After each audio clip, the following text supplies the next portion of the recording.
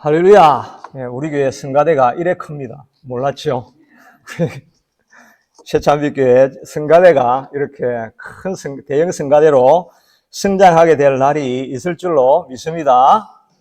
예, 내 믿음대로 될지어다 하셨으니까 우리 믿고 기도하면 또 하나님 앞에 신실하게 우리 사역하면 하나님께서 이런 역사를 일으키실 줄로 믿습니다.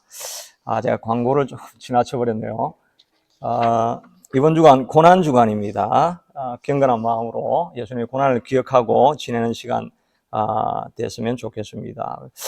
고난 주간 금요일 성금요 예배는 아마 목사님 그 찬양 기도 모임 저녁에 하니까 보고 아마 그때 같이 금요일 7시 30분에 찬양 그 성금요 예배는 그렇게 아마 드리면 될 것 같습니다.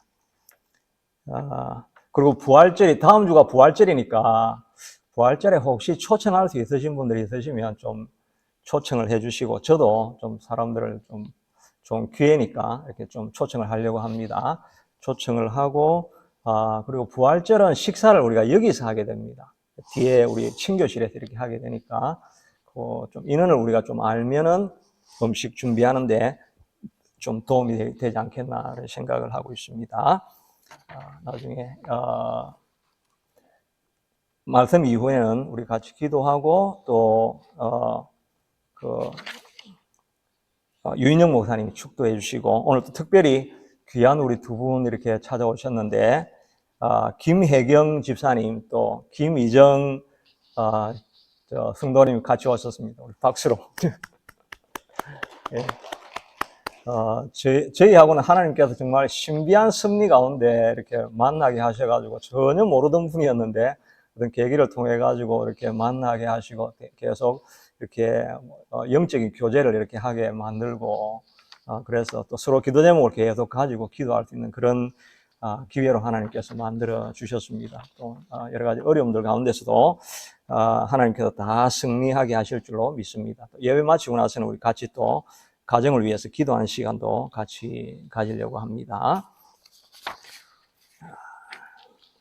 예, 오늘 본문에 있는 말씀은 우리가 잘 알려진 그 종려주일 이렇게 말씀입니다. 종려주일은 설교는 뭐 본문이 거의 다 대동소이하다 보니까 이렇게 듣다 보면 아마 보통 우리가 많이 들어왔던 설교다 그런 생각이 들 수 있는데 또 평이한 본문 가운데서도 하나님께서 부으시는 새로운 은혜가 있을 줄로 믿습니다. 본문을 좀 찬찬히 살펴가면서 그렇게 말씀을 나누려고 합니다. 28절에 보니까 예수께서 이 말씀을 하시고 예루살렘을 향하여 앞서서 가시더라 이렇게 말씀하고 있는데 이때는 이제 삭개오하고 만나고 또 삭개오를 만나고 나서 이제 열무나 비유도 하고 이렇게 하면서 그 위치가 여리고 성이었습니다. 여리고 성에서 벳박에 베다니 여기까지 한 27km 정도 걸리거든요. 그리고 베다니에서 벳박에까지가 1km 정도 걸리고 그 다음에 벳박에서 감람산 꼭대기까지가 한 1-2km 정도 걸리고 또 감람산에서 예루살렘까지가 한 1km 정도 이렇게 걸리게 되는 길입니다. 그러니까 예수님께서 이제 예루살렘을 향해서 여리고에서 나아가고 있는 내용입니다. 그런데 나아갈 때 보니까 마가복음에도 똑같은 본문을 이렇게 말씀하시는데 10장 32절에는 예루살렘으로 올라가는 길에 예수께서 그들 앞에 서서 가시는데 그들이 놀라고 따르는 자들은 다 두려워했더라 이렇게 말하고 있습니다.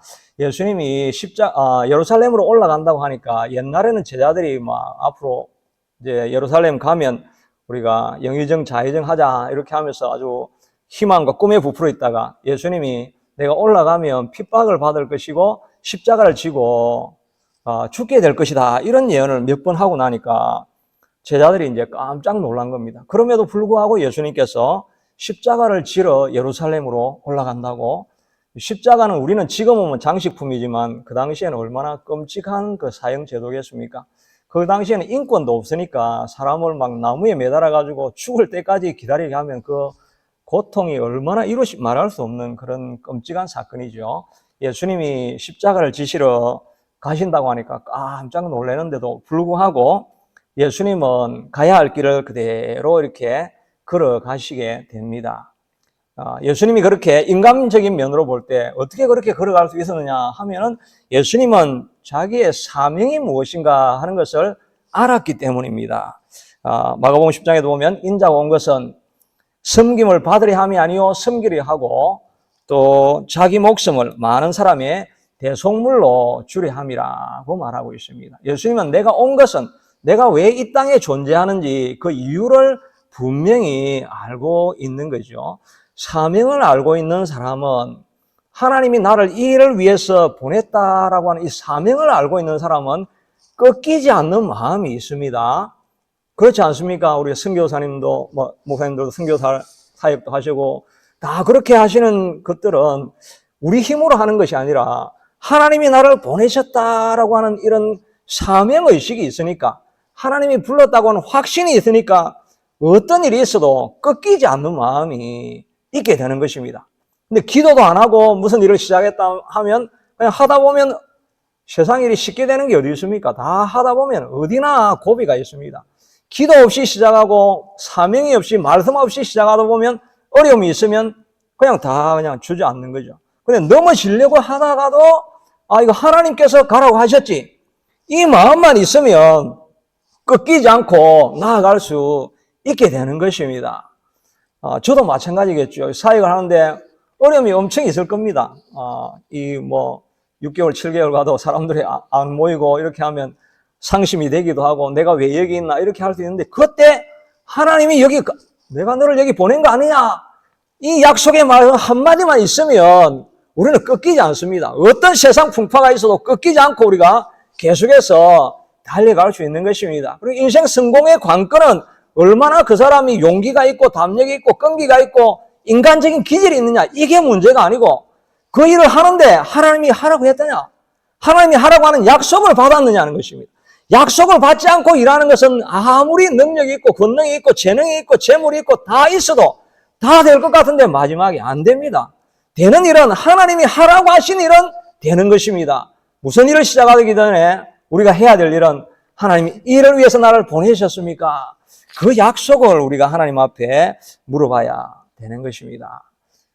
바울도 예루살렘을 가가지고 복음을 전가하려고 하니까 수많은 사람들이 말립니다. 에베소 장로들이 와가지고 가면 죽습니다. 죽이려고 암살하려고 하는 사람들이 얼마나 많은데 그 도적의 속으로 들어갑니까? 그래도 바울은 내가 달려갈 길과 주 예수께 받은 사명을 마치려면 내 생명조차 조금도 아까운 것으로 여기지 아니하노라. 가이사라에 가니까 또 가이오라고 하는 그 선지자가 와가지고 퍼포먼스를 하면서 올라가면 이렇게 묶일 것입니다. 가면 안 됩니다. 선명하게 눈으로까지 보여주면서 가면 죽을 건데 갈 겁니까? 그래 나는 그래도 간다. 너희가 어찌하여 울었어? 내 마음을 상하게 하느냐? 주 예수의 이름을 위하여 결박을 당할 뿐만 아니라 죽을 것도 각오하였다. 왜 그렇습니까? 성령에 매였으니까. 성령님이 가라고 하는 약속이 있기 때문에 꺾이지 않는 것입니다. 하다가 꺾이지 않으려고 하면 하나님의 약속을 받고 우리가 걸어가는 그 길이 되어야 할 줄로 믿는 것입니다. 야곱도 에서를 만나러 가야 되는데 곧 죽이러 온다고 하니까 그냥 이제 가면 죽겠구나 하는 이런 마음이 있어가지고 심히 두렵고 답답했더라 그렇게 표현이 되어 있죠. 심히 두렵고 답답했는데 만날 수 없었는데 그가 곰곰이 생각해 보니까 하나님이 가라고 했느냐 그러니까 딱 생각이 나는 거예요. 베델에서 하나님께서 말씀하시기를 내 씨가 바다에 모래알같이 많게 하겠고 내가 너를 돌아오게 하리라고 하나님이 약속하신 게 기억이 나는 것입니다. 하나님이 하신 말씀이 있으니까 이거 하나님이 하라고 하신 것이지. 그러니까 하나님 앞에 하나님이 가라고 해서 내가 온 것 아닙니까? 그러니까 그가 나중에 야복강에서 또 기도에 실험을 하지만 결국은 에스를 만나고 위기를 극복하면서 끝까지 나아가지 않습니까? 꺾이지 않는 마음을 가지려고 하면 하나님이 부르셨다라고 하는 이 하나님의 말씀, 이 약속이 있을 때까지 우리가 기다려야 하는 것입니다. 그 이후에 우리는 걸어갈 때 그 길은 결코 멈추지 않는 길이 될 줄로 믿습니다. 이번 주에 어떤 분 간증하시는 걸 이렇게 들어보니 강원도에서 목회하시던 이제 은퇴하신 목사님이더라고요. 은퇴하신 목사님인데 은퇴하고 나서 가만히 있다가 말씀을 읽는 가운데 예수님이 돌아가셨는데 십자가상에서도 바로 오른쪽에 있는 강도를 마지막까지 전도하고 가시는 그게 자기 마음에 하나님이 주시는 음성으로 들리는 거죠. 마음에 감동이 오고 뭐 깨달음이 오고 뭐 이런 걸 하나님을 만났다고 하고 하나님의 말씀이라고 하지 않습니까? 자기 마음에 이 말씀이 딱 부딪히니까 마지막에 예수님도 죽을 때까지 한 명이라도 전도하고 가셨구나. 그냥 내 남은 생에 뭐 큰 내가 뭐 미니스트리 할 건 아니지만 교회가 없는 마을에 들어가가지고 한 명, 두 명이라도 살리면 내 남은 생애가 의미 있는 인생이 안 되겠나. 그러니까 그분이 리타이어하고 또 와이프는 굉장히 또 사모님은 몸이 되게 안 좋으셨는데 그럼에도 불구하고 산골 오지에 교회가 없는 곳에 들어가서 거기서 사역을 하고 있다라고 이렇게 말씀하시는 것들 듣게 됩니다. 그의 뭐 자녀들은 와가지고 나이도 그렇고 어머니 몸도 불편하신데 거기 왜 들어가 있습니까? 하나님이 하라고 하셨다. 예수님도 돌아가시면서 마지막 오른편 강도 한 명 살렸는데 내 인생 나도 이 한 명을 살리고 사명을 감당하게 되면 너희 엄마 사모는 나을 것이다. 오히려 힘든 길이지만 사역을 감당하고 있으면 질병은 떠나가게 될 것이다. 그걸 믿고 그 사역을 하시는 것을 보면서 저도 도전이 되어졌습니다. 우리가 작은 수가 아니지만 그래도 하나님 부르시는 날까지 한두 명이라도 전도하면서 이 사역을 감당하는 일을 하면 하나님이 부르신 일이기 때문에 하나님께서 마무리하게 하실 것이라는 생각을 해보게 되는 것입니다. 29절에 보면 감람원이라 불리는 산 쪽에 있는 벳바게와 베다니에 가까이 가셨을 때에 제자들 중 둘을 보내시며 이르시되 너희는 맞은편 마을로 가라. 그리로 들어가면 아무도 타보지 않은 나귀 새끼가 매어 있는 것을 보리니 풀어 끌고 오라 하고 이렇게 20절, 30절에 말씀하시는데 저는 이 말씀을 보면서 하나님은 다 아시는구나 하는 생각을 해보게 됩니다. 나다나엘도 부르시기 전에 이미 무화과 나무 아래에 있을 때 내가 있는 것을 다 보았고 너에게 그 선한 기질이 있다는 것을 멀리서도 예수님은 다 아신다고 말씀하지 않습니까? 시편에도 보면 시편 139편에 여호와여 주께서 나를 살펴보셨으므로 나를 아시나이다. 주께서 내가 앉고 일어섬을 아시고 멀리서도 나의 생각을 밝히 아시며 내 혀의 말을 알지 못하는 것이 아무것도 없으시느니라. 마태복음 10장 30절에도 너에게는 머리털까지 다 세신 바 되었나니 이는 그가 요한복음 2장 25절은 그가 친히 사람의 속에 있는 것을 다 아심이라고 말씀하고 있습니다. 우리가 겪어가고 있는 모든 마음의 고난과 또 고민과 염려와 걱정을 우리 하나님은 다 아시고 계시는 것입니다. 우리가 여기에 주일날 예배 올 때는 아주 좋은 옷을 입고 정장을 해서 다 와서 그냥 아무 문제가 없는 것 같이 편안한 삶일 것 같은데 사실은 일상을 살아가면서 쉽게 살아가는 사람들이 어디 있겠습니까? 다 마음속에 염려가 있고 걱정이 있고 자기만 겪어가는 남 모르는 그런 문제를 가지고 다 가고 있습니다. 다른 사람들은 아무도 모르죠. 그러나 오늘 여기에 자정에 계시는 우리 하나님은 여러분의 속사정도 다 아시고 계시는 것인 줄로 믿습니다. 다 아시는 하나님 앞에 우리가 어떻게 해야 되겠습니까? 우리가 다 염려를 하나님 앞에 다 맡겨드리고 우리 염려를 다 내려놓고 가야 되지 않겠습니까? 그래서 우리가 염려하지 말라고 하는데 염려하지 말라고 해서 내가 염려 안 한다. 그거 걱정 안 한다.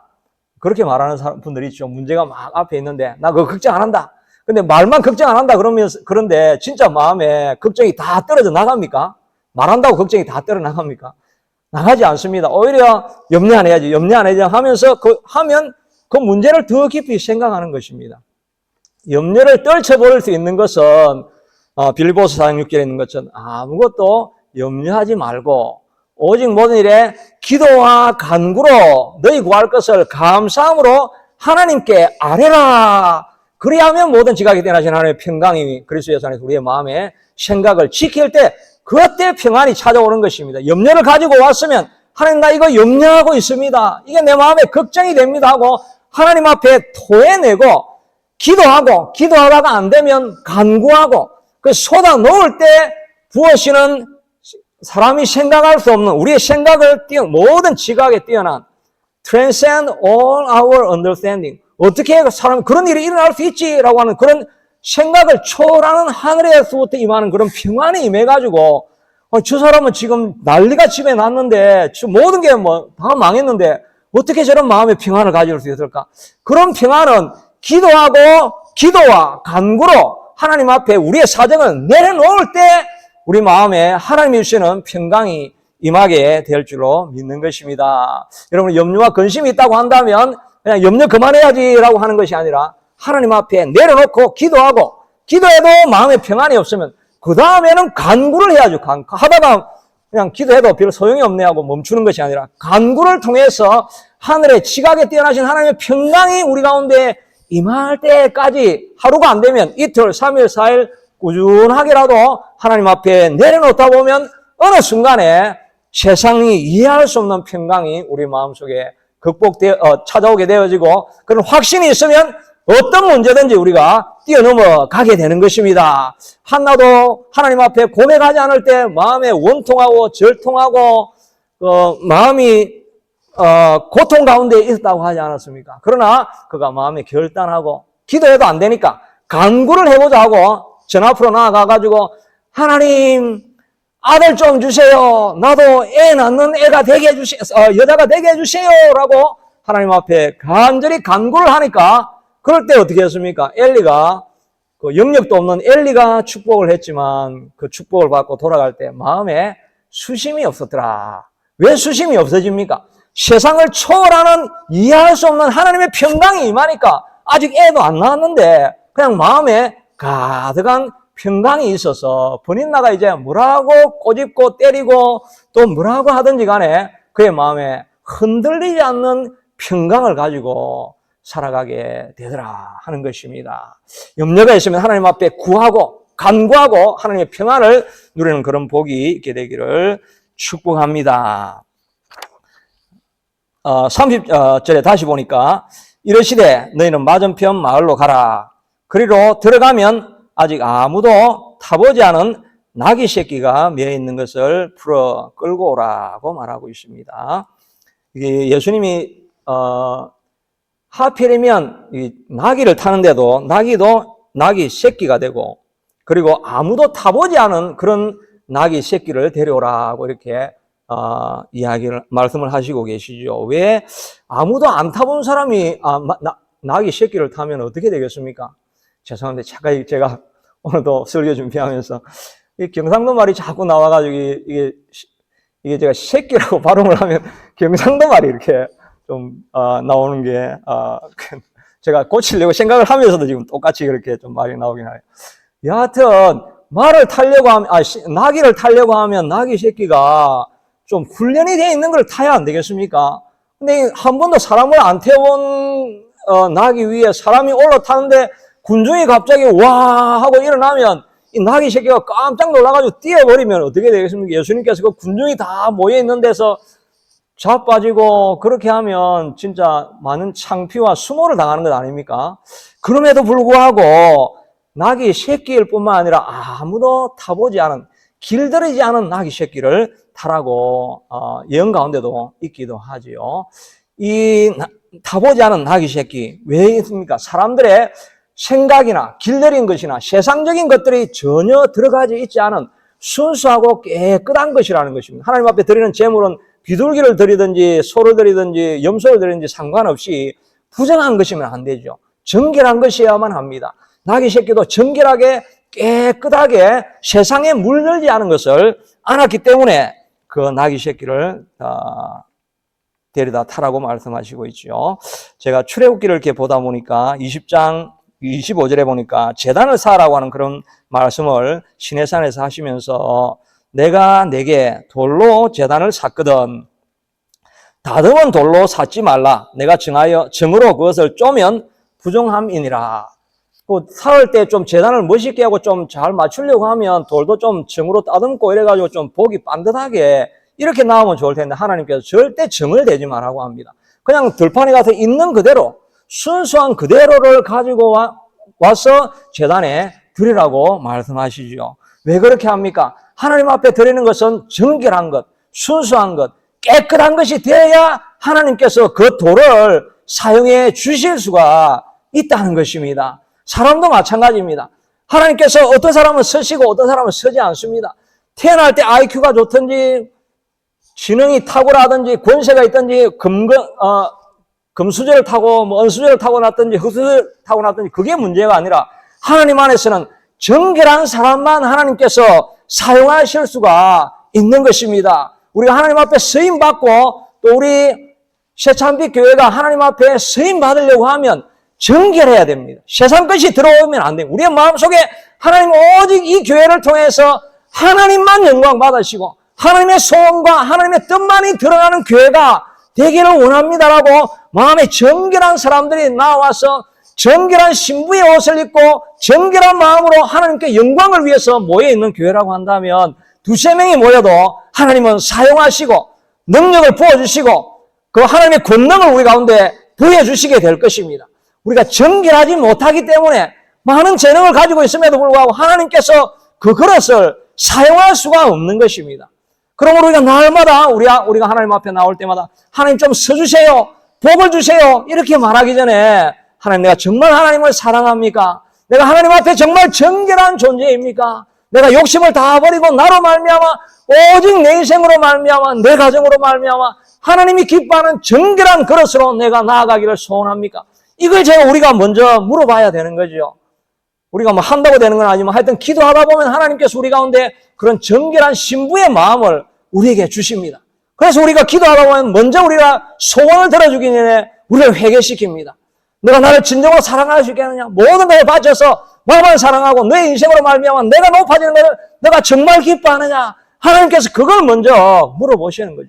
그 과정의 회개를 통해서 정결하게 되어진 그 사람을 하나님께서 사용하시게 되는 것입니다. 다윗이 13년 동안 광야에서 뺑뺑이를 돌았지 않습니까? 내 삶과 죽음은 그냥 한 걸음뿐이다. 내가 조금만 실수하면 그냥 사울이 와가지고 다 죽일 거니까 잠을 잘 수가 없는 것입니다. 두려워가지고 밤 야경에도 깼지만 말씀을 사랑해서 깼기도 했겠지만은 겁이 나니까 잠이 안 오니까 아침에도 일어나서 말씀을 보고 하나님 찬양합니다 하지만 자발적으로 한 면도 있지만 처음에는 너무나 두려우니까 살아야 되니까 어쩌든지 살아야 되니까 하나님 앞에 기도하고 아침, 점심, 저녁으로 깨워서 기도하고 그러면서 점점 다윗이 정결한 신부로 바뀌어가는 그 과정을 지나간 것 아닙니까? 하나님께서 다윗이 그런 정결한 신부가 되기 전에 골리앗 죽였다고 온 백성들이 찬양하고 그러면 얼굴도 잘생겼죠. 노래도 잘하죠. 악기도 잘 다루죠. 시도 잘 적죠. 힘도 있죠. 그러면 남는 거는 타락하는 것밖에 없죠. 이렇게 타락하지 않게 하려고 하니까 정결하게 오직 하나님만을 바라보게 하기 위해서 13년 동안 뺑뺑이를 돌리고 정결하게 되어지니까 비로소 그때야 하나님께서 다윗을 일으켜 세워가지고 왕으로 세워놓지 않습니까?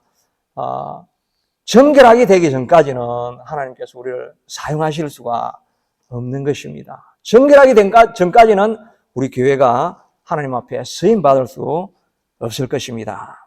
하나님께서 또 나귀를 사용하게 하신 이유는 우리가 잘 알고 있는 본문이죠. 스가랴서 9장 9절에 있는 말씀입니다. 9장 9절에 있는 말씀, 시온에 따라 크게 기뻐할지어다. 예루살렘에 따라 즐거이 부를지어다. 보라 내 왕이 내게 임하리니 그는 공의로우시며 구원을 베푸시며 겸손하셔서 나귀를 타시나니 나귀의 작은 것 나귀 새끼를 탄다라고 성경에 기록되어 있으니까 예수님이 성경을 따라서 하시는 것입니다. 예수님의 모든 하는 일은 성경을 따라서 하시지 자기 독자적으로 자기 생각으로 한 일이 없다고 말씀하십니다. 요한복음 19장 28절에도 예수께서 모든 일이 이루어진 줄 아시고 성경을 응하게 하려 하사 이르되 내가 목마르다. 예수님이 십자가에 마지막에 달려가지고 내가 목마르다 했는데 그건 내가 목이 말아서 그 한 말이 아닙니다. 왜냐하면 성경에 십자가에 달려서 초를 마시고 내가 목마르다라고 하는 그 본문이 있으니까 그 말씀을 따라서 그냥 하나님의 말씀이 있으니까 그대로 마지막까지 순종을 하신 것입니다.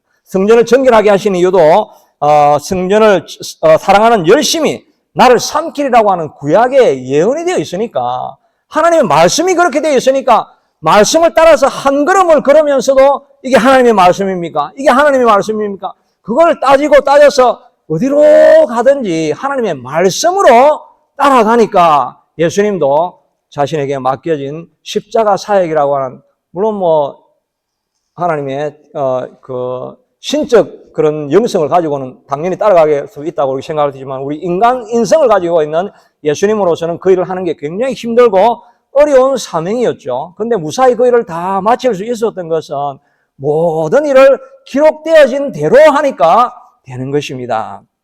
우리도 마찬가지 아니겠습니까? 예수님도 이렇게 보시고, 아무리 성경의 말씀이 그래도 이제 예루살렘 입성을 하고 지금 6월절이라고 뭐 100만이 모여 있는데 나귀 새끼를 타고 가는 거는, 이건 뭐 아무래도 좀 뭐가 품위가 맞지 않고 이게 결이 맞지 않지 않냐.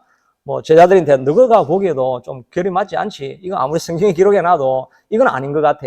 우리 생각대로 뭐 이렇게 큰 뭐 적토만은 아니지만 그래도 조그맣더라도 좀 큰 말, 또 뭐 안장도 깔려 있고 조금 모양새 나는 거, 이런 거 우리 해야 안 되겠냐. 그러면서 제자들하고 예수님하고 막 의논을 해가지고 좀 좋은 거, 뭐 장식도 좀 돼 있는 거, 이런 거 가져왔다고 한다면 그 다음 일이 어떻게 되어졌겠습니까? 그 진짜 사우러 온 왕인 것으로 알고 전쟁하고 로마에서 불러가지고, 로마가 안 그래도 경계하고 있는데 진짜 막 왕 같은 사람이 오니까 저 사람 진짜 왕이 될 거 아닌가. 그러면 로마에서 잡혀가고 일이 다 깨어지고 흐트러졌을 것입니다. 나귀 새끼를 타고 들어가니까 로마에서도 저분이 진짜 왕이 될 것인가? 이런 생각을 하고 그냥 그 길을 걸어가게 만들어 주게 되는 것 아닙니까? 우리가 생각하는 일이 이런 일이 많지 않습니까? 하나님의 말씀이 있는데 우리가 아무리 봐도 이거는 하나님 뜻대로 하면 안 될 것 같고, 이렇게 드리고 헌신하고 이러다 보면 너무 많이 드렸는데 이러다가 내 인생이 제대로 파탄나는 거 아닌가?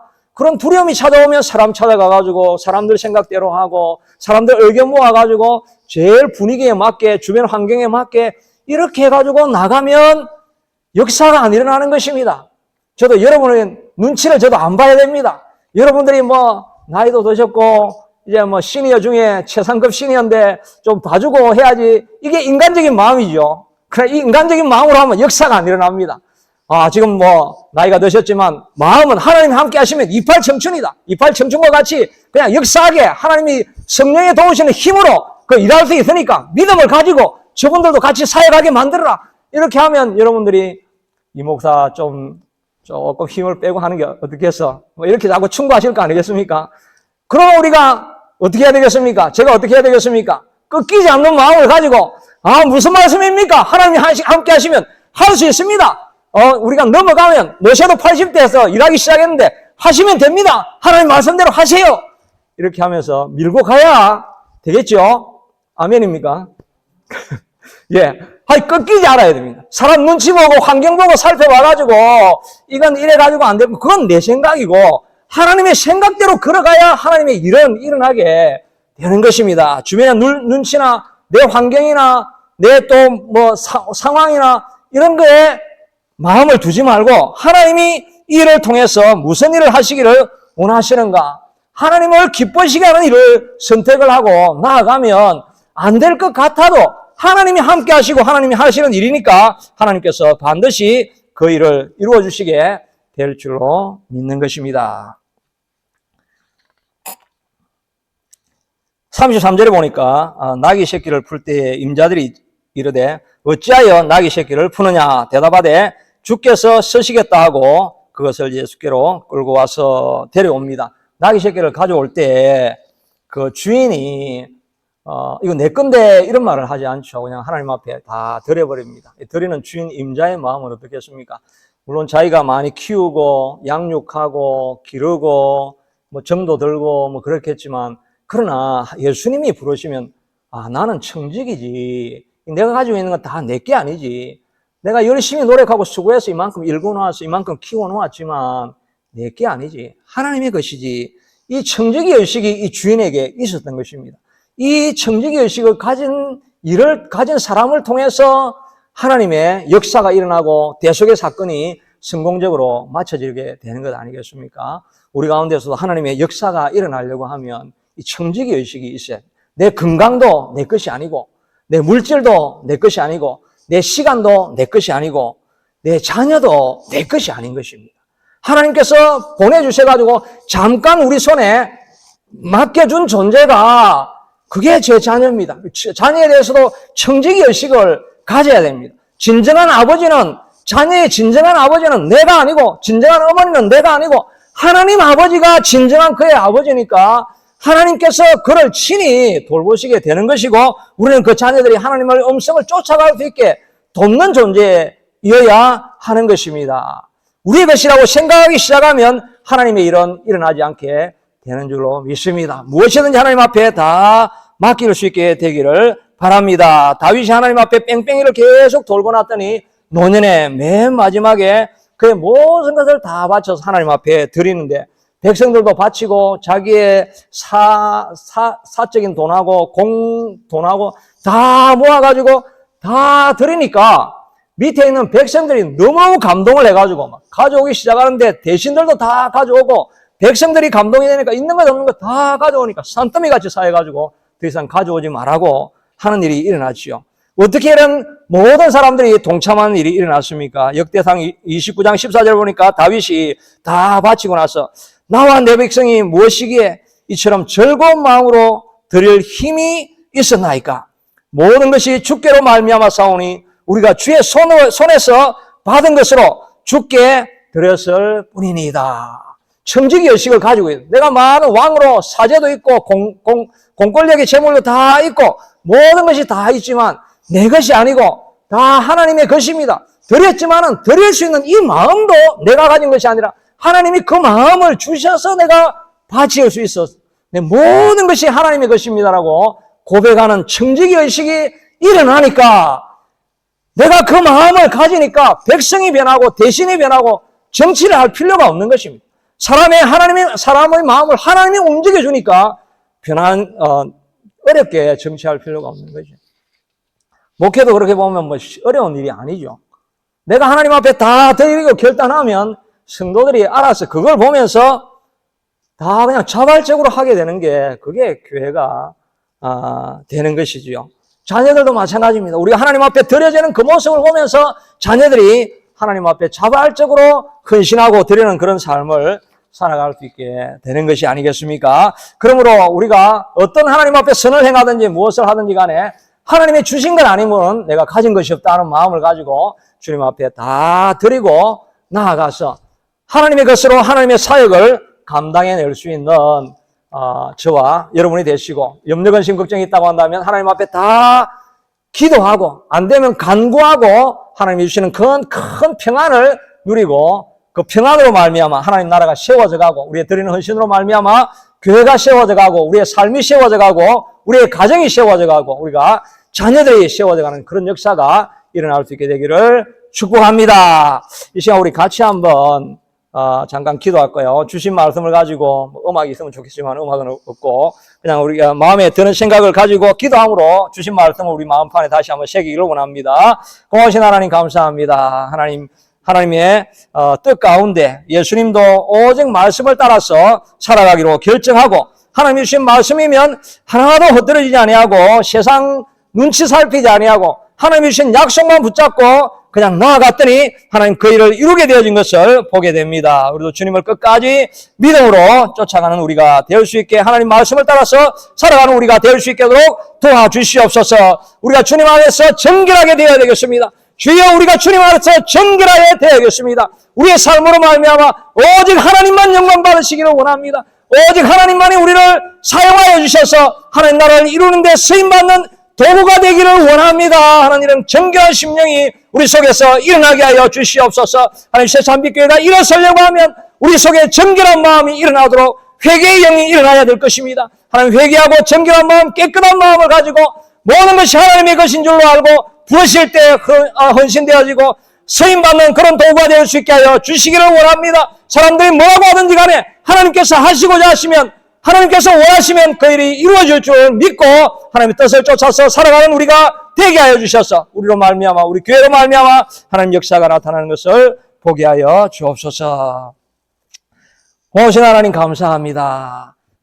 예수님도 사역을 감당하고 십자가 사명 끝내기까지 큰 고민과 많은 어려움이 있었지만 그러나 주신 사명인 줄로 알고 끝까지 이루어나게 하시니 또 그래야 저를 구원해 주시니 주님 참으로 감사하고 감사합니다. 우리도 주님 앞에서 정결한 신부와 같이 하나님 오직 우리의 삶을 통해서 하나님만 높아지기를 소원하는 열정으로 또 그런 정결한 심령으로 우리가 변화되어질 수 있도록 도와주시기를 간절히 원하고 소원합니다. 무엇이든지 하나님이 쓰시겠다고 하면 내 것이 아무것도 없고 주신 것이니 기쁨으로 드립니다는 마음으로 살고 헌신해서 우리의 삶을 통해서 하나님 나라가 확장되어지고 하나님 나라가 펼쳐지고 수많은 영혼들이 주님 앞에 들어오는 역사가 있게 하여 주시기를 원합니다. 우리 새잠빛교회도 이 일을 위해 쓰임받는 교회 되게 하여 주옵소서.